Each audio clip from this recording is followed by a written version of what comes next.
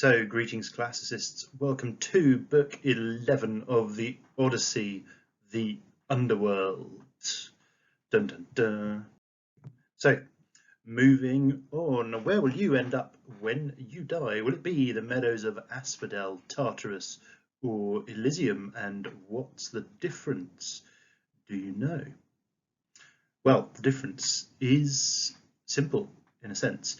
Elysium is probably the equivalent of heaven. This is a luxurious paradise type place where only the very, very best of heroes will end up. So very few people make it there. Belief in the gods is not enough.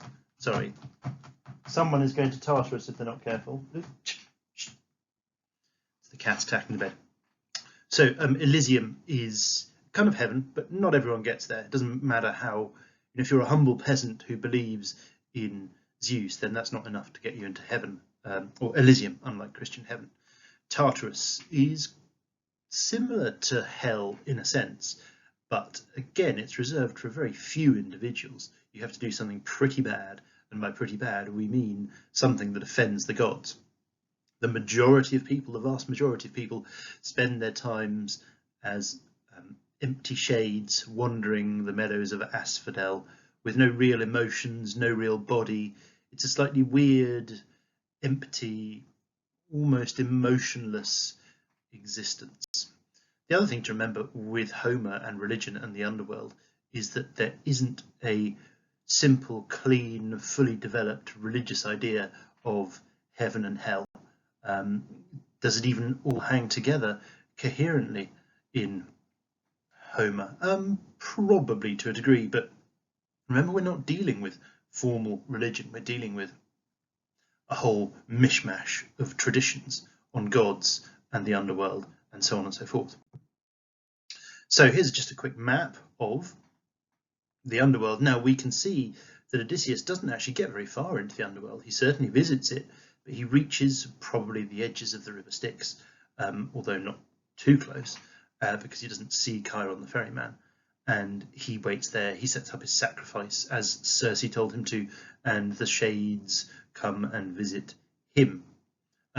Later on next year, when we look at another hero called Aeneas, a Roman hero, and the Romans were a little bit paranoid about the Greeks, and they always wanted to do one better. You can see the purple footsteps, if you like, are those of Aeneas, and he actually goes round the whole underworld. Anyway, no need to remember too much about that, but just think back to this next year when we compare the two. Moving on, how do you qualify for punishment in Tartarus, and how similar is Tartarus to an Abrahamic idea of hell? Well, you qualify for punishment in Tartarus by offending the gods, by offending the fundamental principles that the gods hold dear. So things like hubris and gross abuses of Xenia. Generally, things that you might consider to be a little bit naughty, like murder and theft and all the things that would send you to a Christian hell, if you like, they're usually not enough to get you into Tartarus. It's more of a kind of punishment for personally offending the gods than necessarily any kind of crime against morality. So how similar is Tartarus to an Abrahamic type hell? Well, not that similar, although the idea of almost eternal punishment is a kind of feature of both. Having said that, I think we've got to question the nature to which the Greeks believed their gods and heaven and hell and all of these things were eternal. They tend to believe that things revolve in cycles. So Zeus took over from his father Kronos, who took over from his father Uranos, and there'll be someone who takes over from Zeus. The world be destroyed and reborn and remade. They don't tend to really think about eternity in the same sense. But anyway, punishment in Tartarus is prolonged and extreme, so similar to hell. Who's in Tartarus? Now we're just looking a little bit of book 11 here because we're talking about religion. So this is something that Odysseus sees a little bit later on when he's in Tartarus, and that's three figures three famous figures who you may well have heard of long before doing classics. Now, the first one is quite an interesting one, and that is Sisyphus. And he is an interesting character. Now, he was famous for killing travellers who stopped off at his house for hospitality. So a gross abuse of Xenia, something that must be punished by the gods. Maybe that wasn't enough to get him into Tartarus, although it could well have been. Sisyphus's perhaps even more significant crime was cheating death twice. So the first time he got his wife to mutilate his body and refused to bury it. So this was an agreement he'd made with her before he died. And when he was down in the underworld, he said to the guardians of the underworld, I need to go back and bury my body. Look, this is a disgrace. My wife has done nothing. She's mutilated the corpse. This is a great crime. You've got to give me a chance to rectify it. And they said, okay, sure, fine, go up and sort your body out. And surprise, surprise, Sisyphus doesn't come back. The second time Sisyphus, but he's eventually recaptured and dragged down. And the second time he tricks death itself into wearing a set of chains that Sisyphus is going to be chained up with. And Sisyphus basically says, I don't understand how these chains work. Why don't you give me a demonstration? And Death goes, well, it's quite simple. You clip it here, here, and here, and suddenly Death is trapped. And Sisyphus legs it, and people stop dying. And there are great problems in the world until the gods sort them out. So Sisyphus has caused mass chaos. But there's some interesting sort of ideas about Sisyphus. This is not from Homer. But in a few other Greek works, there is perhaps the insinuation that Sisyphus is Odysseus' real father, and that it's not Laertes at all. It's a tantalizing one. It's an interesting idea. Maybe mention it if relevant, but I wouldn't lose a great deal of sleep over it. Again, I wouldn't go into this huge rant about how Laertes has nothing to do with Odysseus, blah, blah, blah. But, if things come up, speaking techniques of Odysseus, or if it's appropriate to mention it as a minor point, then do. Who else is in Tartarus? Well, Tantalus. Now, again, another abuser of Xenia. He fed the gods his own children, chopped up and hidden in a series of pies. So this was to test the gods to see if they really could tell what they were eating, and they could, and so they punished him really rather heavily afterwards. They sent him down to Tartarus, where he is thirsty and hungry, and he's sitting or standing in a puddle of crystal clear water and just below a fruit tree. And when he leaps up to try and grab the fruit, it withdraws, and when he bends down to drink the water, then the water recedes. So he's thirsty and hungry and can never be satisfied. And of course, this is where we get the word tantalizing from. So again, another crime of Xenia, but who else is there? Probably one of the weirder myths in Greek religion, mythology, and that is Ixion, who is tied to a fiery wheel for a whole series of peculiar crimes. So the first thing that he does is kill his father-in-law in, again, an abuse of Xenia. Now, his father-in-law's come round to visit to try and get money out of Ixion because Ixion owes him money for his daughter. So Ixion doesn't want to pay, and so even though he's invited the father-in-law in, he kills him whilst a guest. Now, Ixion's punished for that, but fundamentally manages to persuade the gods to feel sympathy for him, to the extent to which Zeus actually invites Ixion up to Mount Olympus. And whilst he's on Mount Olympus, there for a party, Ixion conceives a passionate desire for Hera and decides he's going to sleep with her. And as he's crawling around Mount Olympus, he comes across what he thinks is Hera, but is actually a cloud version of Hera that's been created by Zeus. And Ixion sleeps with Cloud Hera, and the offspring from Cloud Hera and Ixion gives rise to the line of centaurs, which is why we've got the 50 centaur meme there. So again, another crime of Xenia, heavily punished by the gods. And it's no accident, I think, that Odysseus draws attention to these criminals who have broken the code of Xenia, because remember, he's trying to emphasize or remind the Phaeacians of the consequences of poor Xenia. And I don't think he's really suggesting to them, oh, give me another piece of gold or you'll be punished. I think it's more just that kind of general reinforcement of good Xenia, good people, bad Xenia and bad people. So they've got this internal motivation to just show that they're the best they can possibly be. Anyway, just a few things to think about. Well, we've talked about them, really. Have I answered all those questions? What's the moral focus of these myths? Xenia. How does it relate to the overall themes of the Odyssey? Well, Xenia and morality. Xenia is often the sign, if not exclusively the sign of a good person. Bad Xenia or lack of Xenia is the sign of a bad person. Xenia is perhaps the only consistent moral theme in the Odyssey. How might this be relevant to Odysseus? And speaking to the Phaeacians, he wants more Xenia gifts. Boom. So you can watch this. It's really quite amusing, if not a bit bonkers. It's the Odyssey film. So watch the bit in the underworld and see how many mistakes you can pick out. I think it's only about a 10-minute clip. It's quite a fun task in a sense, in that it does force you to try and understand what the book says and how that's different to the film. If you want to skip this one, then do, but it is hilariously bad, and that's where you will see the exploding goat that was shown in the first slide. Anyway, I'll leave this one up to you. So have a crack now at the Book 11 test. It is out of 20, and obviously you should be self-marking these with the books. The answers are all in the books, they're all pretty clear, and that's part of the process, especially when you're working from home, going through the test, finding out what the answers are, making sure it's all correct. When you do the test the first time round, you should be getting at least 14 out of 20. If you've done the reading and you've done the questions and then brushed up on your knowledge before class or before doing the test, then yeah, you should be getting 14.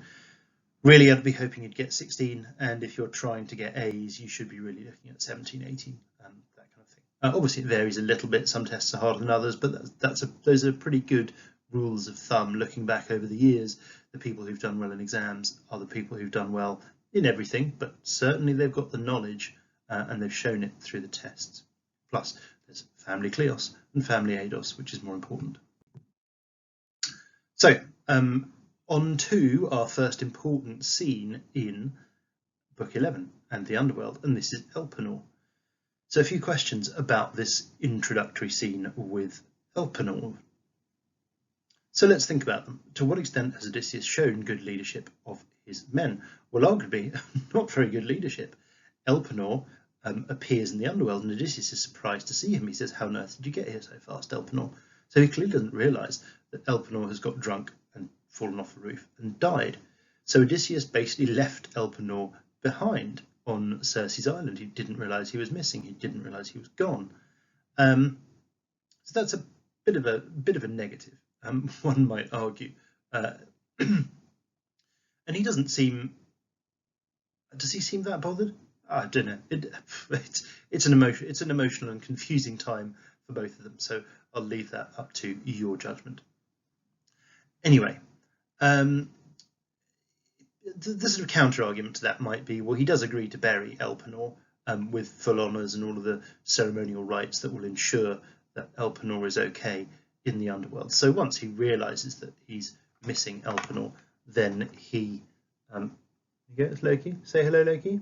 Yeah. Then he does it. So it's not as though he's neglected Elpenor after he's realised the seriousness of the situation. So, I mean, again, your judgment. Elpenor again is another great little example of this problem of free will. To what extent does Elpenor simply die through his own poor actions? So no influence from the gods, no influence from anyone else whatsoever. Well, I think there's a strong case for saying this is just one of those things that happens. It's a free will decision to sleep on the roof, get drunk, and then you slip and fall. Not everything is about fate. Not everything is about this grand master plan of the universe or the gods. Sometimes shit happens.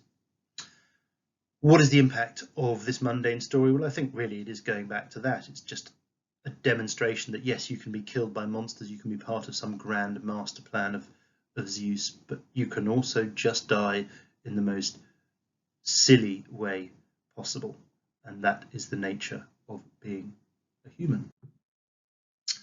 Odysseus then sees another crucially important figure, and that of Anticlea. So think about these questions. What does Odysseus' refusal of Anticlea tell you about him? Well, it tells you he is very much in control at this point. Surely he would be burning to have a chat with his mother to find out what's going on back in Ithaca. Now, yes, he finds that out later on, but right now he doesn't know. But what's the danger of this? Well, if he lets Anticlea drink the blood, then he'll never be able to speak to Tiresias and he'll never get home. So he doesn't give in to his emotions. He stays in control and refuses to let Anticlea, his mother, drink the blood, at least at first. And thing to think about, though, is the impact of this on Odysseus. Odysseus doesn't know that Anticlea is dead, and suddenly, boom, here she is. What a shock. What a powerful, powerful shock. And this is perhaps the start of Odysseus's awareness of the consequences of him leaving home. He doesn't seem to have been particularly, he doesn't seem to have cared particularly or understood that there could be problems without him. How long does he stay on Circe's island? Well, he's there for a year voluntarily sleeping with Circe, and it's only his men who move him on. So he has no sense of urgency. He doesn't believe or can't even conceptualize the fact that Penelope may be in trouble, that his parents may need him, that his son may need him. Yet that all changes in the underworld. Explains the options that are in front of Odysseus with regard to fate and free will.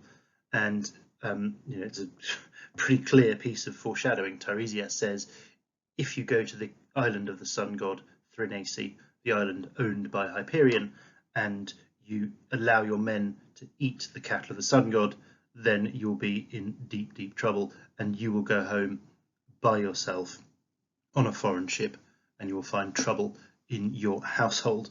And that's a direct repetition of the Cyclops curse. Now, the other option is, if Odysseus doesn't let his men eat this cattle of the sun god, then they will all get back after a delay and after troubled times, but all of his men will get back. So it's quite an important prophecy because it seems to indicate the nature of fate. It also seems to allow us to have fate and free will in the same story. Your free will, in a sense, allows you to choose various paths of fate. Now, maybe that's more applicable to Odysseus than his men, but it's a strange one because it doesn't seem that fate is fixed. How can these two things? How can you have different fates, if you like? Surely there is only one fate. It's a strange idea, perhaps. And does Homer have a consistent understanding of what fate is? Or is this simply a dramatic technique, a device to build up tension all the way through to this island of Thrinace when Odysseus lands and we think, oh my God, what is he going to do? Is he going to allow his men to eat the cattle of the sun god? So maybe it's more literary rather than a deep kind of philosophical point of principle on fate. Tiresias does also point out how Odysseus is being pursued by Poseidon. Maybe Odysseus wasn't aware of it at the time. Maybe he heard the Cyclops curse, maybe he didn't, maybe he thought he got away with it. But anyway, now Odysseus knows that Poseidon is aware of what he's done and is angry with him and will punish him. So that adds to Odysseus's tension and terror and fear over the next part of the wanderings and his time in books 5 to 8 as well. That's always a tricky one to remember. Books 5 to 8 happen at the very end of the wanderings. Remember, Odysseus is telling a tale. Odysseus is also made aware of the fact that there is trouble back in Ithaca. The sight of Anticlea might have hinted at it, but then she could have died a normal natural death. It's shocking, but it's not necessarily a deep issue. But Tiresias raises the concept, the idea, the problem that there may well be trouble in Ithaca. Now, that idea of trouble is further reinforced when Odysseus finally gives in to his kind of emotional side and allows himself to speak to his mother, Anticlea. So have a look at this list and jot things down. And remember, you should be answering all of these questions on paper as you go through the PowerPoint anyway, stopping where appropriate. the PowerPoints really aren't designed to just be kind of gone all the way through. You should be stopping at opportune moments. Anyway, how does Anticlea explore the impact of the absence of Odysseus on all of these various things? Well, Anticlea provides this great understanding of what it means when an oikos doesn't have its hero. It affects everyone and everything, every generation, every sex. Everyone who has a relationship with Odysseus suffers because he is not there. So Laertes has gone mad and gone off to a pig farm. He's withdrawn from society. He's no longer thinking about Kleos. He's no longer thinking about Xenia. And Laertes was a hero himself, yet he can't cope without Odysseus and has gone off to live with a humble peasant farmer in isolation on a mountain with pigs. That's an extreme response, especially in a Homeric context. Anticlea, his mother, dies. She is just heartbroken at the absence of Odysseus, and so she dies. Penelope is weeping every day with sadness that Odysseus is not there and having to perform a whole load of tasks that she shouldn't really. She's almost having the burden of management and control thrust upon her, and she doesn't really have the kind of manly status necessary to do it. Now, interestingly, Tiresias, or Anticlea rather, says that Telemachus seems to be getting on rather well and he's going to all the things that he should. Is that true? It's a bit strange. It doesn't seem to be our understanding of how things are working for Telemachus, certainly when the suitors get there. But do we need to be a little bit careful about time? Are the suitors there at this particular point? Maybe this is something that will happen in the future, i.e. the arrival of the suitors, and that actually right now, where would we be, about in the sort of 12th year of Odysseus' Odysseus has been away from Ithaca for 12 years, maybe Telemachus is okay. But then he's a boy. He would be a 12-year-old boy at this point, so how big a part is he playing in these things? Is Anticlea being deliberately deceptive? I doubt it. Probably just a little bit of artistic license, but who knows? Maybe there is more there. Remember, Richardson says we shouldn't really believe anyone who speaks in the Odyssey.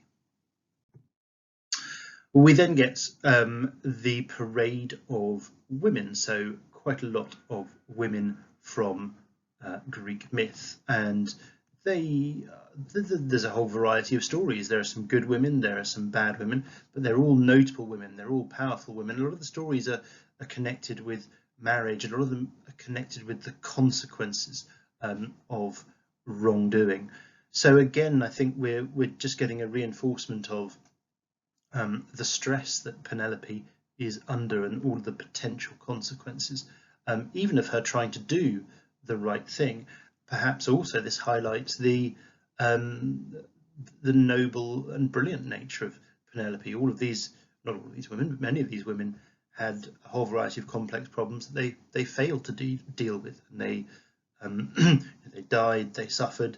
Yet Penelope, perhaps through her rigid fidelity, comes out on top in the end and doesn't actually seem to suffer in the way that so many of these great women do. I think another key theme or sort of thing to remember is the audience, and we'll jump onto that in a bit, because remember, this is Odysseus telling a tale to the Phaeacians. We then get a little interlude. So what is the impact of the interlude with the Phaeacians? Well, we are reminded that this is a story. We're reminded that Odysseus is telling a story, telling a tale, that he is a speaker within the poem. He is not the poet telling the story, he's a speaker within the poet. So does that mean that he's more unreliable, possibly? It also helps us, or perhaps hints at more manipulation by Odysseus. He's just told the story of these great women. He's got Arete absolutely in the palm of his hands, and suddenly he stops telling the story, and she goes, "No, come on, keep going. Have more Xenia, have more gifts." And he goes, "Oh, all right." So is this parade of women, this story of great women, really designed to draw Arete into the story, because after all, she is the one behind the Phaeacians. She seems to be running stuff, or certainly more in control of Alcinous than she should be.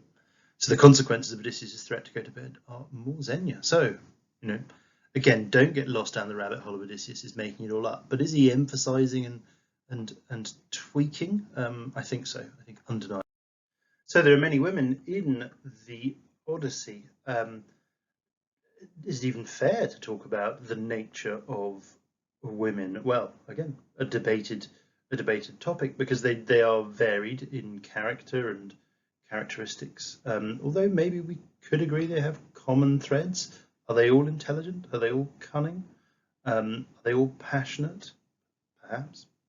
Anyway, how does Clytemnestra compare to Penelope? Well, I think here we are looking at opposites again, this idea of sort of role reversal to really make a point. So Penelope is completely faithful. Clytemnestra is absolutely unfaithful. Penelope is obsessed with Odysseus's survival. Clytemnestra is obsessed with Agamemnon's death. So Penelope is the perfect wife, loyal, looking after the oikos, looking after the son, prioritizing the absent husband and the oikos above her own well-being, using her powers of intellect for good, promoting the oikos, and Clytemnestra is the contrast, so destroying the oikos, using her intelligence for evil, destroying her husband, the kind of opposite ends of the coin, if you like. So Agamemnon and Odysseus exchange information, have a chat, and Agamemnon then describes Penelope. He's whittering on about Clytemnestra, calling her a bitch, and how she wouldn't even give him the basic honour of closing his eyes on death, and really making it clear that he hates Clytemnestra, but also saying that Clytemnestra's actions have condemned her sex for the whole of for all future generations. So no man can ever trust a woman again. That's how extreme Clytemnestra's crime is, according to Agamemnon.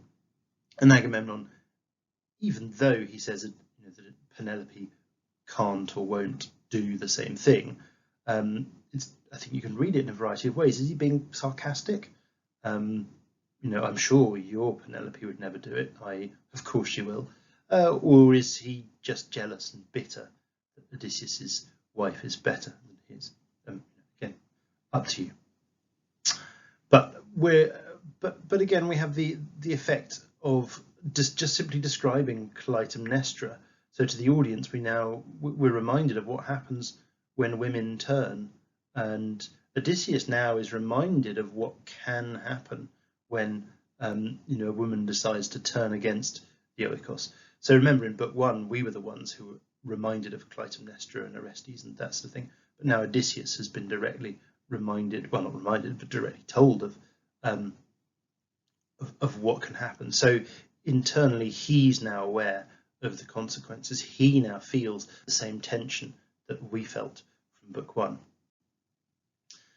Agamemnon then goes on to give some really quite useful advice, one might argue, because Odysseus is still pretty heroic at this point, and he would still intend to go charging back to Ithaca if he could, announcing his return, marching through the streets, and if he did that, he would be killed.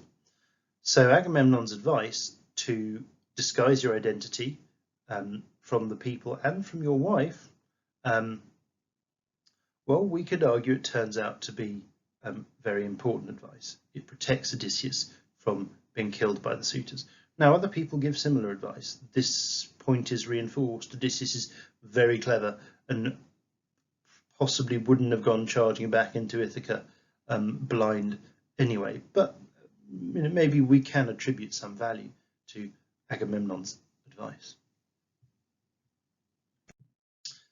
So, who does Odysseus meet next? He meets Achilles, And this is a very important little scene.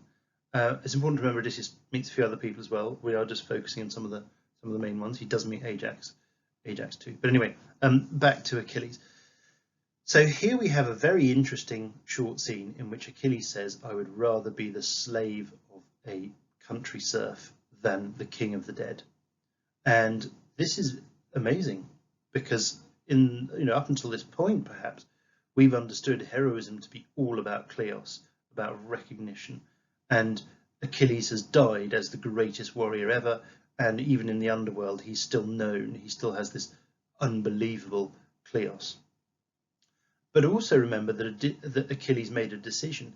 He was fundamentally asked whether he wanted to be a farmer and live a long, sort of pleasant life with no glory, or be the greatest warrior in the world who dies young. So the fact that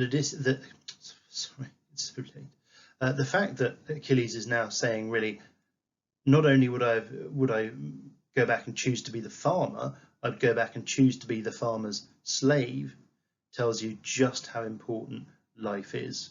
And it seems to be a kind of rejection of a lot of the values that we've understood heroes to follow. And I don't know if there's an easy sort of answer or solution to that.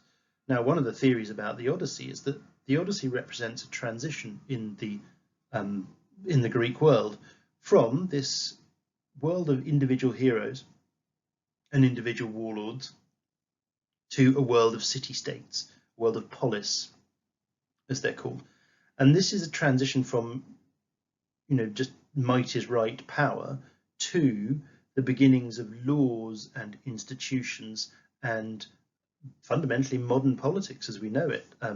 The concept of democracy is from the polis of Athens. Now that's sort of 200 or 300 years after Homer's writing, but this is perhaps the origins, or this story and this change of morality reflects the origins of the polis, the political body, the city entity, rather than the kind of individual. Anyway, so this is anyway, this rejection of kleos is really quite surprising from Achilles. It is also interesting that Achilles talks about Neoptolemus, his son, because once again we're given a reinforcement of the nature of Telemachus. Orestes took vengeance on his mother and suffered terribly from it and had this glorious but complicated life. Neoptolemus, son of Achilles, a great, although bloodthirsty and psychopathic warrior at Troy, and Telemachus has done nothing until Athene intervenes. So I think it reminds us of kleos, of lineage, and of the nature of Telemachus. Now, what I'd like to do is watch this video on Massalit about Odysseus' journey to the underworld and identify the academic arguments that Graziosi makes. So sometimes she will say something about a specific individual, sometimes a general concept. Now, the general concepts are the ones you absolutely want to dig out because they're the ones that you can apply to any passage, or you can stretch them to fit into any essay, and you will need to add them into the longer form essays, the 30-mark essays that we'll do a few of in the not too distant future. So watch this and jot down as many ideas as you can. Did you do that? Excellent. Well done. Now, what I would like to do is create a list of key characters in book 11. And I would like to do two things. How do they characterize Odysseus? How does their interaction characterize Odysseus? And to what extent do they provide useful or valuable information for Odysseus?